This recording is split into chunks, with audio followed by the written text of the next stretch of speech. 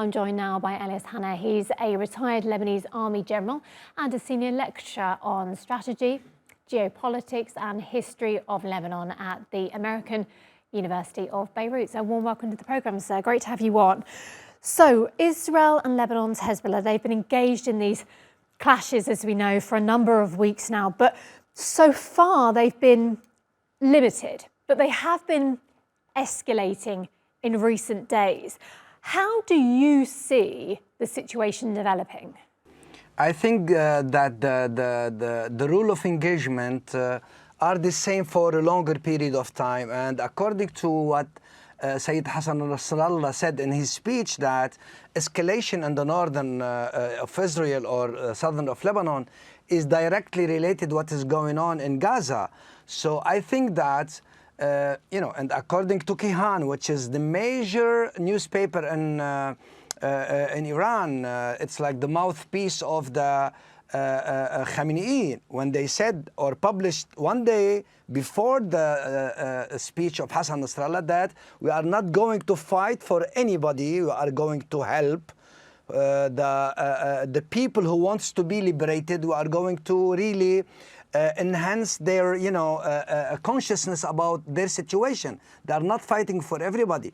However, Sayyid Hassan Nasrallah in his speech really said it clearly that the role of Hezbollah in this period of time is to really fix and engage the Israeli forces on, land, air, and sea, and all that kind of forces, in order to fix them, pin them, and not let them go and, fight in Gaza. However, in Gaza, they don't need such kind of, that number or such kind of military.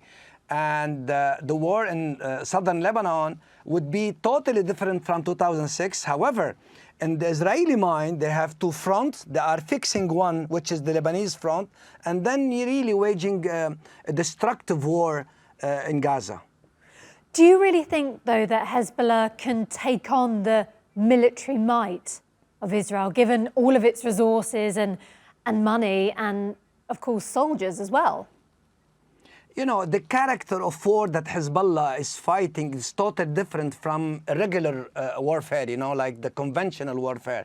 It is a non-state actor versus a state actor, with the might and technology of Israel. And if I can say it, it's like asymmetrical warfare. So you focus on the weaker point of your opponent, and then you do it. In 2006, Israel entered Lebanon and gave Hezbollah the war and the battle that Hezbollah was really preparing for. It is happening the same in Gaza City today. Hamas went into two phases of strategy. Tufan al-Aqsa, or the flood of al-Aqsa, was the first phase. It was like a push into the Israel or occupied Palestine, and then they are using now the pull strategy to pull the Israeli Air Force army and to go into their land, into their home court. Now the situation is different from 2006. Hezbollah will fight like, bombardment, escalation, bombardment, and counter-bombardment, and that is, we won't see in the Lebanese front any land warfare or any invasion or any incursion from neither side. And talking about land warfare, as you mentioned there, let's maybe turn our attention to what's going in Gaza right now, because that situation has really intensified. We've been talking about a ground invasion for weeks now. We've seen some of that come to fruition, but we've not really seen a full-scale ground operation. It's difficult to see when you look at the images of Gaza that it could potentially get worse. But do you think that it could? Because sooner or later there won't really be much more to bomb. My own opinion, it's like a full-fledged land warfare invasion. I mean, when you are attacking the city, because the city of Gaza is now the center of gravity, where the infrastructure of Hamas, the leadership and all of that is located in Gaza. And they are like fighting on three major axes, from the northwest and northeast and from in the middle, and they are trying to isolate the Gaza city. Now everybody is talking about how you will come and go into a city and fighting an urban warfare, having in mind what really happened in 2016-17 in Al-Mosul. It's totally different. So they are seeking, I guess, they are seeking not to really enter and fight street by street, house by house. They are trying to create what we call like a tactical surprise.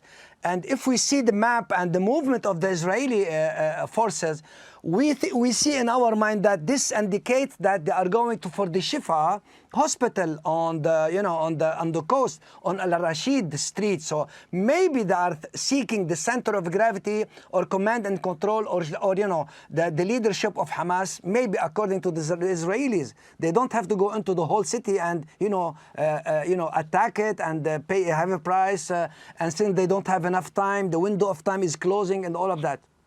If these Hamas tunnels, though, are underneath, as they say, all these precious civilian places, such as hospitals, namely, how can Israel get to Hamas if these tunnels are underneath such crucially important places where so many thousands of civilians are? I think that the tunnels are different dimension of warfare. When we fight on the surface of the land, you are fighting like, X and Y and Z, like vertical, horizontal, and then perpendicular. I mean, under Hamas, there is like what we call the metro, and according to the BBC, we have like more than 500 kilometers, but everything, believe me, everything depends on the tactical intelligence.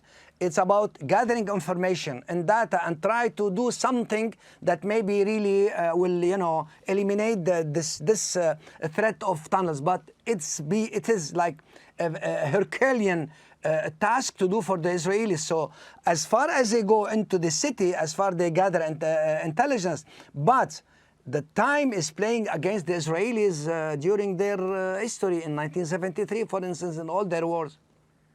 Elias, thank you so very much indeed for your expertise. We really appreciate that, and we could have you on for hours, we really could. From the American University of Beirut, thank you.